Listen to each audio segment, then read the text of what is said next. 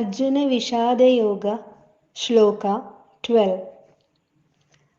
Tasya sanjanayan harsham kuru vruddha pitamaha simhanadam vinadyochai ശംഖം ദദ്മൗ പ്രതാപവാൻ. കുരുവംശത്തിലെ ധീരനും ആദരണീയനും യോദ്ധാക്കളുടെ ബഹുമാന്യനായ മുത്തച്ഛനുമായ ഭീഷ്മർ സിംഹഗർജനത്തിന് സമാനമായ തൻ്റെ ശംഖ് ഉച്ചത്തിൽ മുഴക്കി ദുര്യോധനന് സന്തോഷം നൽകി.